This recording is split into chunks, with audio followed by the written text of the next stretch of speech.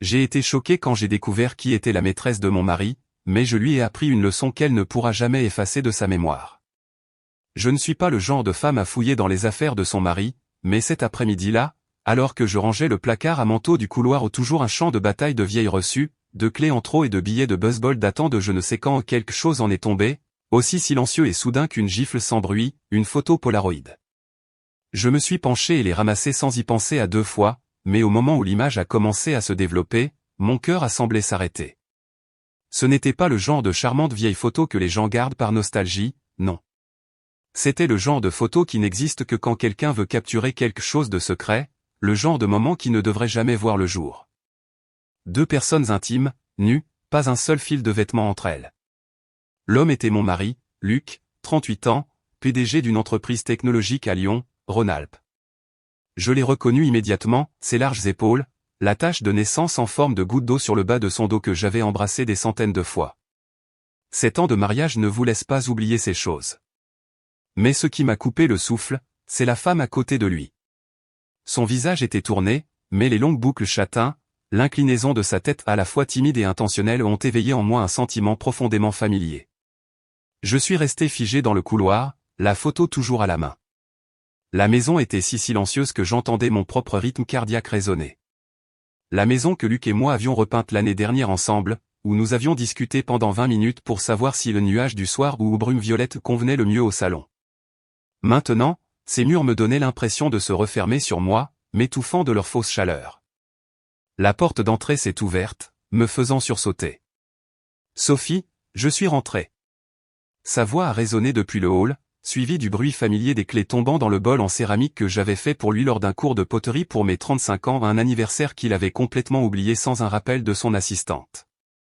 J'ai glissé la photo dans la poche de mon jean, tapoté légèrement mon visage pour y faire revenir un peu de couleur, puis je suis descendu comme si de rien n'était. Luc desserrait sa cravate, les yeux s'illuminant en me voyant. Je pensais commander thaïlandais à ton endroit préféré. Tu veux ajouter des nouilles aux fruits de mer? J'ai hoché la tête, forçant un sourire. Ça a l'air délicieux. Il s'est approché et m'a embrassé sur le front, comme d'habitude. Son parfum habituel persistait, mais ce soir, mélangé à quelque chose d'inhabituel, quelque chose qui ne m'appartenait pas. Cette nuit-là, je suis resté éveillé, le regardant dormir, son visage paisible, chaque souffle régulier comme si rien n'allait. Je ne l'ai pas réveillé, ne l'ai pas confronté, ne l'ai pas accusé. J'avais besoin d'être sûr. J'avais besoin de savoir qui était cette femme. 3 semaines après avoir trouvé cette photo, j'étais devenu quelqu'un de complètement différent. Plus la Sophie qui préparait le café pour son mari chaque matin avant le travail. Plus la femme qui croyait aux réunions tardives et aux excuses trop fatiguées, parlons demain. Je suis devenu quelqu'un qui traquait chaque pas qu'il faisait et chaque trace qu'il laissait derrière lui. J'ai commencé par son téléphone. Luc le gardait toujours face vers le bas sur la table, une habitude que je trouvais autrefois charmante, mais qui maintenant levait des drapeaux rouges. Un lundi matin, alors qu'il était sous la douche, je l'ai discrètement déverrouillé en utilisant Face ID, un geste auquel il ne s'attendait jamais. J'avais pratiqué des dizaines de fois pendant qu'il dormait. Dans les photos récemment supprimées, il n'y avait rien d'évident, mais l'historique des appels racontait une autre histoire, le même numéro continuait d'apparaître, sans nom associé et pas de conversation ni message régulière. Au lieu de cela, il utilisait des applications de messagerie chiffrée que je n'avais jamais vues auparavant. Le sentiment que quelque chose de plus grand était caché m'a poussé à agir. J'ai fouillé sa voiture, ce que j'évitais habituellement, car Luc détestait que quiconque réarrange son espace. Dans la boîte à gants, sous la doublure en tissu, se trouvait un autre téléphone, encore poussiéreux. Je n'ai pas pu y entrer, mais quand je l'ai chargé et allumé, un message s'est éclairé de signal, « Mon amour, tu me manques déjà. Le dîner de dimanche sera difficile à simuler à nouveau, mon amour. » J'ai fermé les yeux quelques secondes pour me calmer. Ce message n'était pas seulement la preuve d'une liaison, il laissait entendre quelque chose de plus troublant, elle allait être au dîner de famille de dimanche. J'ai commencé à tout retracer, chaque relevé de carte de crédit partagée, chaque réunion surprise, chaque chemise qui sentait bizarre, chaque cravate inhabituelle. Une fois, il a dit qu'il rencontrait un ancien contact à Marseille, mais le reçu Uber menait à un quartier résidentiel à moins de 8 km de notre maison. Un fleuriste chic a envoyé une facture, elle adore ça. J'ai recoupé son calendrier avec l'historique de localisation de l'AirTag que j'avais glissé dans son coffre, il n'était pas allé au bureau comme il le prétendait. Une autre fois, quand il a dit qu'il avait un dîner d'entreprise à Lilton, j'ai trouvé le reçu du minibar, 2 verres de vin blanc, dîner pour 2. Je pensais que je le saurais tout de suite si j'étais trompé, mais non. La trahison de Luc n'était pas un coup de couteau au cœur, c'était plutôt un gaz toxique, lent, invisible, inodore et suffisant pour détruire silencieusement tout. J'ai essayé de trouver des indices sur son identité, mais Luc était prudent, pas de nom, pas de photos, juste des fragments de messages, parfois se référant à des souvenirs d'enfance. Une ligne particulièrement étrange, ce voyage au lac d'Annecy quand nous étions petits et le vieux pick-up rouge de papa. Luc n'avait pas eu d'enfance en région parisienne. Il avait grandi à Annecy, Haute-Savoie, et avait déménagé à Lyon à 22 ans pour lancer sa carrière. Alors comment pouvait-il se remémorer des jours d'école primaire à Écully? Qui se cachait vraiment derrière ses souvenirs? J'ai commencé à revoir tous ceux qui avaient vécu à proximité, amis, collègues, anciens voisins. Et puis la pièce du puzzle s'est mise en place, s'ajustant trop parfaitement. Le dîner du dimanche était une tradition de ma famille, pas de la sienne. Nous l'organisions une fois par mois, toujours chez mes parents à Écully, le même endroit où nous faisions des barbecues et partagions de vieilles histoires une fois par mois. Ma mère cuisinait son fameux rôti, mon père sortait le vin des grandes occasions, mon frère et sa femme s'asseyaient en bout de table avec leurs enfants, et puis il y avait Jeanne, ma cousine, 27 ans, qui avait vécu avec nous pendant 2 ans après le divorce de ses parents. Elle était récemment revenue à Lyon après une pause de réinitialisation de carrière et Luc, qui avait soudainement manifesté de l'intérêt à renouer avec la famille, était celui qui avait insisté pour que nous invitions Jeanne la dernière fois. J'ai figé quand j'ai relu ce message, j'ai hâte pour le dîner de famille de dimanche. Faire semblant devient plus difficile à chaque fois. J'ai regardé dans le vide en posant le téléphone. Si mon instinct était juste, celle qui me trahissait n'était pas seulement l'homme partageant mon lit chaque nuit, c'était aussi celle assise à la table de ma famille, m'appelant en cousine. Ce dimanche de dîner de famille, je n'ai pas pu avaler une seule bouchée. Tout le monde s'était rassemblé dans le jardin de mes parents à Écully. La scène était familière, rire, l'odeur de viande grillée, guirlandes lumineuses scintillant entre les vieux chênes. Mais je n'étais pas la même. J'observais, j'écoutais. Luc, bien sûr, savait jouer son rôle, il riait avec mon père, aidait ma mère dans la cuisine, amusait les enfants. Mais ses yeux ne m'évitaient pas, ils évitaient quelqu'un d'autre, Jeanne. Elle portait une robe en soie vert olive, des boucles châtains en cascade sur ses épaules, un verre de vin blanc à la main, souriant comme si elle posait pour une couverture de magazine de voyage. Et puis je l'ai vu, ce moment précis, la façon dont Luc la regardait. Ce n'était pas ainsi qu'un homme regarde la cousine de sa femme. Ses yeux se sont posés sur son poignet, où elle portait le bracelet en argent que j'avais vu sur une note de carte de crédit une fois. Jeanne, comme par réflexe, a glissé sa main derrière son dos et a ri comme si de rien n'était.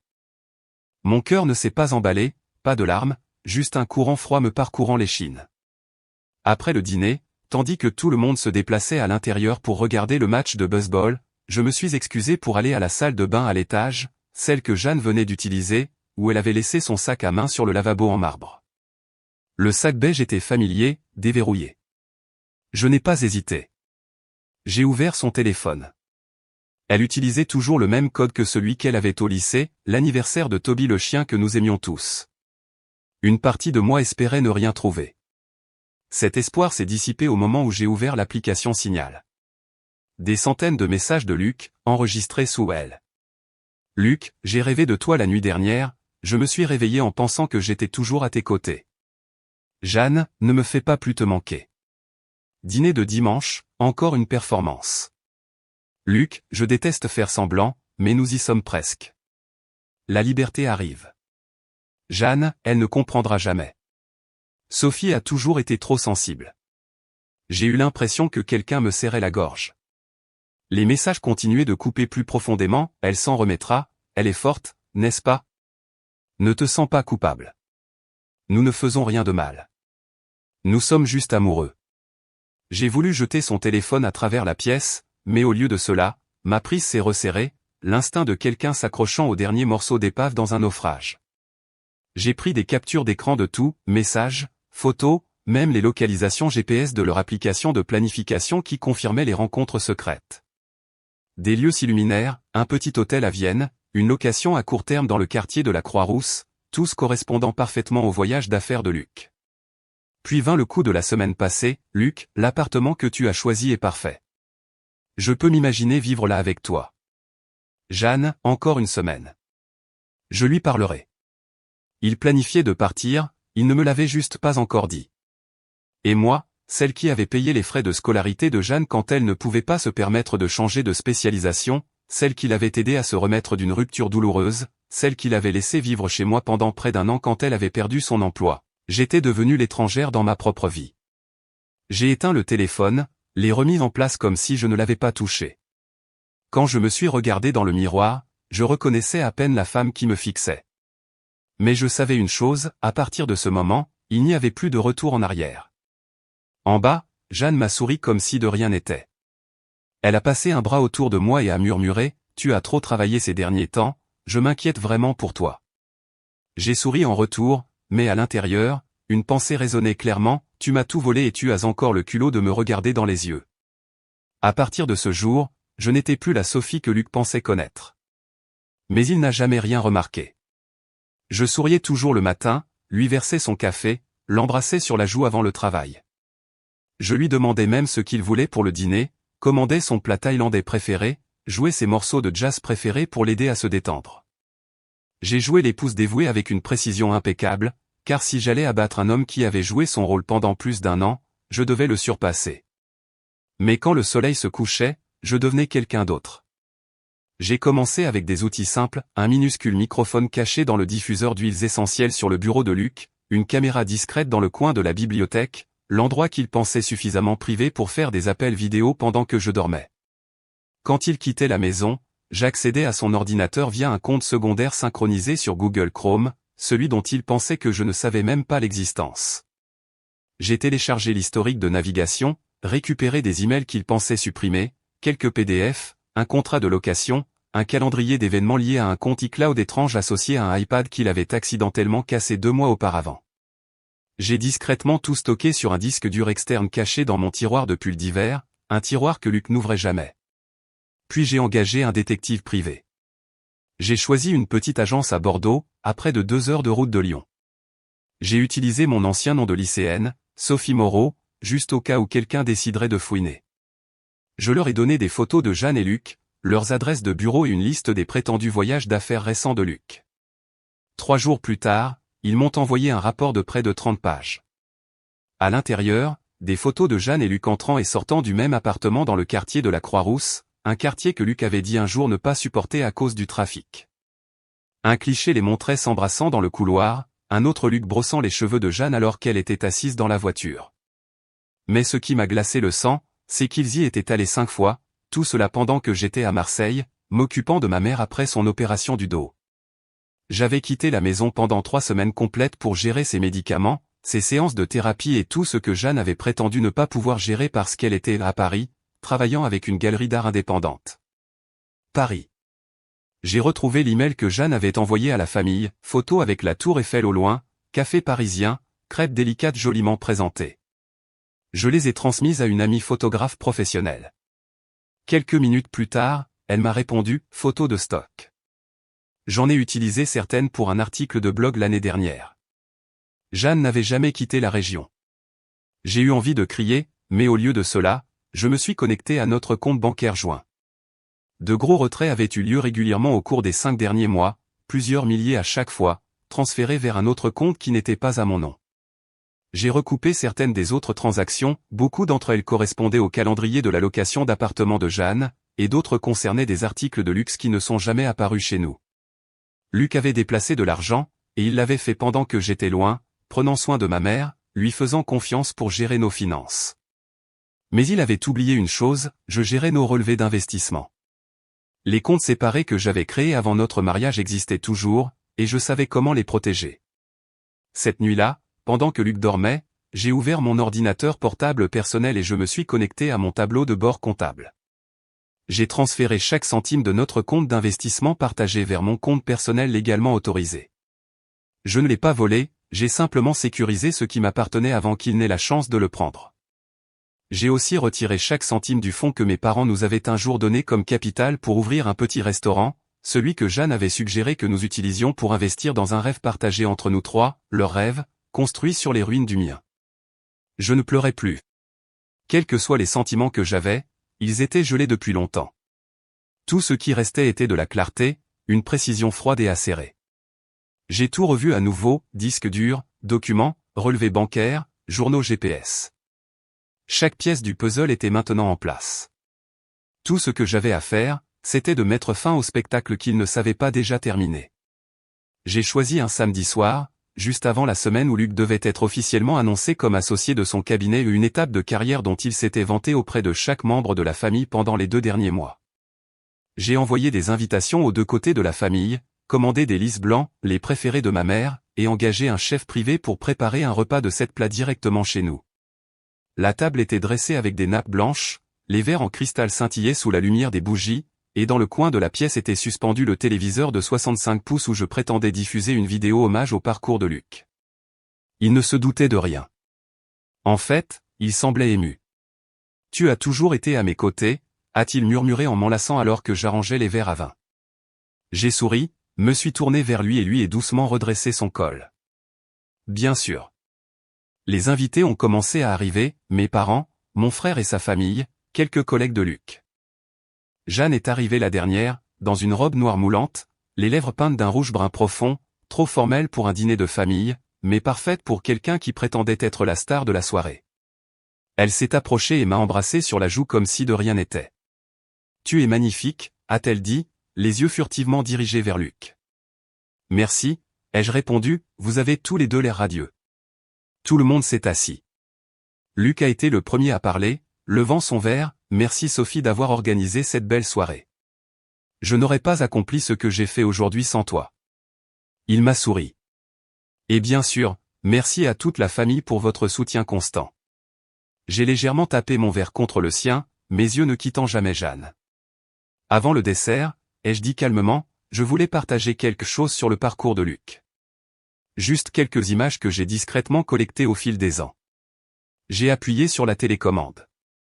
Le grand écran s'est allumé. Cela a commencé par des photos de mariage, nous dans nos tenues de cérémonie sous l'arche fleurie, le soleil se prenant dans mes cheveux. Des photos de vacances ont suivi, des dîners de famille, de doux clichés avec nos 2 parents. Eliane a essuyé ses yeux. Luc m'a serré la main, son regard doux. J'ai attendu quelques secondes de plus, puis j'ai appuyé à nouveau. Première image, Luc embrassant Jeanne à la porte de l'appartement du quartier de la Croix-Rousse. Deuxième, un message de Luc à Jeanne, faire semblant devient trop difficile, encore quelques semaines. Troisième, un contrat de location signé par Luc Lebrun et co-signé par Jeanne Martin. Le silence est tombé dans la pièce, seul le léger tintement d'une cuillère d'enfant frappant le sol le brisa. Je me suis levé lentement, m'avançant au centre de la pièce. Je pense que tout le monde mérite de savoir exactement ce qui se passe derrière les sourires parfaits de Luc et ma cousine. Luc a bondi de son siège, le visage livide. Sophie, tu te trompes. J'ai levé la main pour le faire taire. Non, j'ai juste attendu d'avoir suffisamment de preuves, ai-je poursuivi le diaporama. Données de transfert bancaire de notre compte joint vers le compte privé de Luc. Jeanne m'appelant trop sensible, elle s'y habituera. Et enfin, une photo capturée par une caméra cachée chez nous, Jeanne et Luc assis proches l'un de l'autre, son bras autour d'elle, dans mon propre bureau. Jeanne a sauté de sa chaise. Sophie, ce n'est pas ce que tu penses. Je l'ai coupé, ma voix calme, étrangement calme. Tu n'as jamais quitté la région, Jeanne. Ces photos de Paris n'étaient que des images de stock. Tu étais là tout le temps pendant que je m'occupais de maman. Et tu as utilisé l'argent que nos parents m'ont donné pour louer cet appartement avec Luc. Mon père, Philippe, est resté figé, les lèvres tremblantes. Jeanne, est-ce vrai? Personne n'a répondu. Le silence de Jeanne fut la confession la plus claire de toutes. Je me suis tourné vers tout le monde. Mais ce n'est pas tout. Elle a utilisé Luc pour se faufiler dans une galerie d'art prestigieuse. Cette exposition qu'elle doit ouvrir le mois prochain, ce n'est pas du talent, ce sont des relations. J'ai cliqué à nouveau, un email envoyé à toutes les galeries de la région de Nantes, prouvant la relation inappropriée entre l'artiste et son sponsor. Et enfin, un email du directeur de la galerie Fargeau et Dupont, l'exposition de Jeanne Martin est par la présente annulée. Nous ne travaillons pas avec des individus qui manquent d'intégrité. Luc a rugi. Tu vas tout détruire, Sophie. Non, ai-je répondu, c'est déjà fait. J'ai juste allumé la lumière. Personne n'a dit un mot après que l'écran est devenu noir. Seule la lueur du lustre est restée, vacillante contre les verres de vin à moitié vides dans une pièce remplie de regards stupéfaits, confus, furieux. Luc s'est effondré sur sa chaise, les poings serrés, mais trop épuisé pour continuer à se cacher. Jeanne est restée raide, les yeux fixés sur le parquet, comme s'il pouvait la sauver du poids de chaque regard dans la pièce. J'ai fouillé dans la poche de mon manteau et j'ai sorti 2 enveloppes. J'ai posé la première sur la table, la faisant glisser vers Luc, papier de divorce. Si vous les signez ici, selon les conditions énumérées, je ne transmettrai pas la preuve de vos violations éthiques au conseil d'administration de l'entreprise et je ne divulguerai pas ces images à la presse. Il a fixé l'enveloppe comme si elle contenait une sentence de mort. Tu veux vraiment me ruiner? J'ai levé les yeux, mon regard vide. Je n'ai rien ruiné. Vous l'avez fait, au moment où vous avez choisi de me trahir avec ma propre cousine. Luc est resté silencieux. Cette dernière phrase a coupé le souffle à toute la pièce. Je me suis tourné vers Jeanne, posant la 2e enveloppe sur la table devant elle, une renonciation formelle à l'héritage de la succession de nos parents et le remboursement de chaque euro que je vous ai donné ces 5 dernières années, frais de scolarité, loyer, études à l'étranger, plus les intérêts. Elle a levé les yeux, tremblante. Tu plaisantes, n'est-ce pas? J'ai répondu doucement mais clairement, non. Et si tu refuses, les captures d'écran de tes messages avec Luc seront envoyées à tous les contacts artistiques de la région, même ceux avec qui tu n'as pas encore travaillé. Jeanne a tendu la main et a touché l'enveloppe, mais ne l'a pas ouverte. Elle a balbutié, tu as dit un jour que tu me protégerais toujours. Et tu as dit un jour que j'étais la seule personne en qui tu avais confiance, ai-je rétorqué. La différence, c'est que j'ai tenu ma parole. Tu non. Mon père a parlé, sa voix basse mais ferme, Jeanne, je ne sais pas ce que tu pensais, mais cette famille n'a pas de place pour la trahison. Jeanne a ouvert la bouche pour parler, mais ma mère s'est avancée, sa main tremblante se posant sur mon épaule. Depuis combien de temps portes-tu tout ça seule, Sophie? Pourquoi ne m'as-tu rien dit? Je l'ai regardée, et pour la première fois cette nuit-là, ma voix s'est brisée. Parce que je ne voulais pas que quelqu'un d'autre soit blessé. Mon frère s'est levé, a contourné la table et s'est arrêté devant Luc. Je pensais que tu faisais partie de cette famille, mais tu en as fait la toile de fond de la plus vile trahison que j'ai jamais vue. Luc a baissé la tête, sans mots, sans excuses. Jeanne s'est assise tranquillement, a sorti un stylo de son sac à main et a signé la renonciation. Ses mains tremblaient, une larme est tombée sur le coin du papier. Personne ne l'a réconfortée. J'ai ramassé les 2 enveloppes, les ai glissées dans mon sac en cuir et suis retourné à ma place. Merci à tous d'être venus au dîner de ce soir. Je suis désolé que ce n'ait pas été la réunion joyeuse que vous attendiez. Mon père s'est levé. Sophie, tu ne dois d'excuses à personne. Ce sont eux qui le doivent. Et si tu as besoin de quoi que ce soit, tes parents sont là. Eliane a hoché la tête, les larmes coulant sur ses joues. La famille ne te laissera plus seule. Jeanne s'est approchée de moi, mais je me suis reculé, non pas par rage, mais parce que la distance entre nous ne pouvait plus être mesurée par des mots. Luc s'est avancé. Je vais signer, mais Sophie, je l'ai coupé. Gardez cette explication, vous en aurez besoin pour votre réunion juridique d'entreprise lundi. Un rire sec est venu d'un des invités. Personne n'a ressenti de joie, mais tout le monde a clairement vu, le vent avait tourné. 1 an plus tard, je vis dans un petit appartement au 6e étage du centre-ville de Lyon, avec vue sur le parc de la Tête d'Or. Des fenêtres du sol au plafond laissent entrer la lumière du soleil matinal pendant que je lis le journal avec un cappuccino chaud à côté d'un pot de lavande que j'ai planté le jour de mon emménagement. Plus de faux dîners, plus de matins à verser du café pour un homme qui avait planifié son évasion derrière mon dos. Je vis seul, mais je ne suis pas seul. Ma carrière dans le cabinet d'architecture est entrée dans un nouveau chapitre. Après avoir décroché le contrat du complexe commercial de Toulouse, j'ai été nommé chef de projet, un rôle que j'hésitais autrefois à prendre parce que j'étais occupé à prendre soin de ma famille. Maintenant, je donne à mes propres ambitions l'espace qu'elles méritent. Luc n'est plus à Lyon. Après un examen éthique interne pour conflit d'intérêts et utilisation abusive des données clients, il n'a pas été licencié, mais il a été transféré à la succursale de Clermont-Ferrand. Chaque engagement de prise de parole, interview et promotion a disparu du jour au lendemain. Il a essayé de m'envoyer un email, juste pour expliquer. Je ne l'ai jamais ouvert. Jeanne est retournée à Paris, cette fois pour de vrai, non pas pour organiser une exposition, mais pour échapper au regard de ceux qui croyaient autrefois en elle. Elle m'a envoyé 3 lettres manuscrites. La première disait qu'elle était trop fatiguée des attentes de la famille. La deuxième était une excuse de 5 pages. La troisième était courte, j'aimerais pouvoir revenir en arrière. Je comprends si tu ne peux pas me pardonner. J'ai gardé les 3 lettres dans le tiroir du bas de mon bureau, non pas pour revivre le passé, mais pour me rappeler que j'ai avancé sans avoir besoin de l'approbation de qui que ce soit. Ma nouvelle vie n'a pas de place pour les voix qui réduisent au silence mes propres sentiments. J'ai peint les murs de mon salon en vert olive, la couleur que Luc appelait autrefois sombre et peu sophistiquée. J'y ai accroché mes propres dessins, des croquis que je fais chaque week-end pour me libérer. Parfois, un rayon de supermarché remue encore de vieux souvenirs, la glace préférée de Luc, une robe que Jeanne a un jour empruntée. Mais il ne porte plus de douleur.